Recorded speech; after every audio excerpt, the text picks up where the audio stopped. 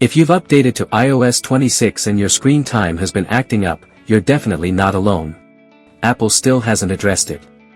The most highly recommended fix is to reset your screen time tokens. Turn screen time completely off,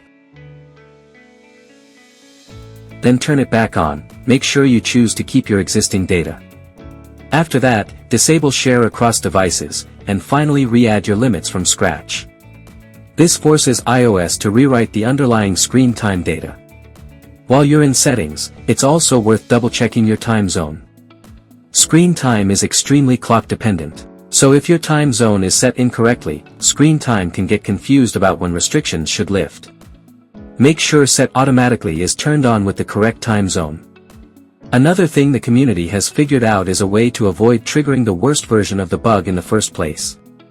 The "one more minute" extension tends to go haywire specifically when you tap it during downtime, and instead of giving you 1 extra minute for that one app, it locks down your entire device. The workaround is simple: just wait for downtime to end naturally before using your apps.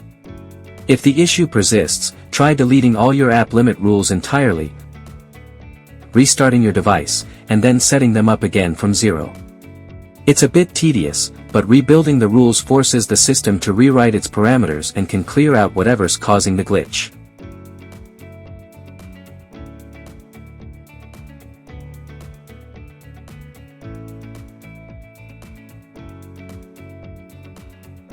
And lastly, some users have had luck resetting their screen time passcode. Restart your phone, and then set a new one. It sounds too simple, but it's resolved the issue for a surprising number of people. None of these are permanent fixes, they're all just workarounds until Apple actually patches this.